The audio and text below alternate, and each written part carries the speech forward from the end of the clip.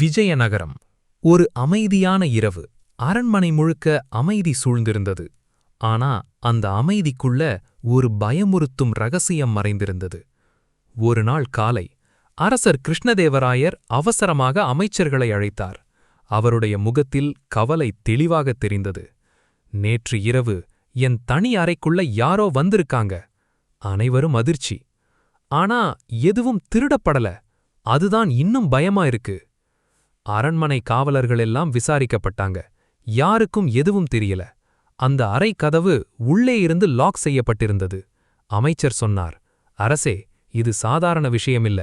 யாரோ உங்கள பயமுறுத்துறாங்க. அரசர் மெதுவாக சொன்னார், இது திருட்டு இல்ல, இது எச்சரிக்கை.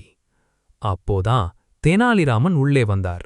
அரசே, இது யாரோ செய்த வேலைன்னு எனக்கு தெரியும். அனைவரும் அவனை பார்த்தாங்க. அந்த இரவு தெனாலி ஒரு திட்டம் போட்டார். இன்னைக்கு இரவு யாரும் காவல் இருக்கக்கூடாது என்றார்.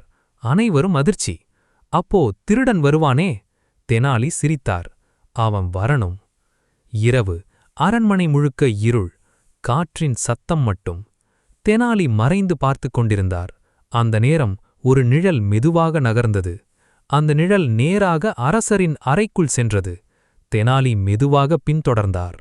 அந்த நிழல் அரசரின் மேசைக்கு அருகே சென்றது. அங்கு இருந்த ஒரு காகிதத்தை எடுத்தது. அதை பார்த்ததும் தெனாலி சிரித்தார்.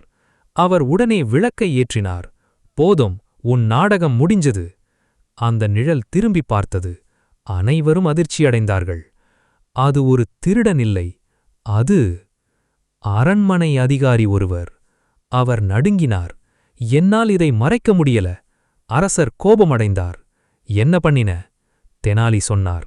அரசே, இவன் திருட வரல, இவன் ஒரு ரகசியம் தெரிஞ்சுக்க வர்றான். அனைவரும் குழப்பம்.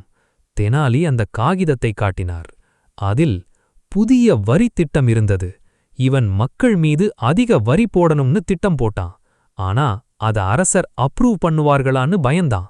அதனால இரவு நேரத்தில் வந்து அந்த ஆவணத்தை மாற்ற முயற்சி பண்ணான். அரசர் அதிர்ச்சி. அப்படின்னா இவன்? தெனாலி, அரசே, இவன் திருடன் இல்ல, ஆனா நாட்ட மெதுவா அழிக்கும் ஆபத்து. அந்த அதிகாரி மண்டியிட்டான். எனக்கு பேராசைதான் காரணம். அரசர் கோபத்துடன், நாட்டை ஏமாற்றவன் திருடனும் மேல் தண்டனை பெறுவான். அரசர் தெனாலியை பார்த்தார். நீ எப்படி இத கண்டுபிடிச்ச? தெனாலி சிரித்தார். அரசே, திருடன் பொக்கிஷத்தை கண்டுபிடிப்பான். ஆனா பேராசை உள்ளவன் அதிகாரத்தையே திருட முயற்சிப்பான்.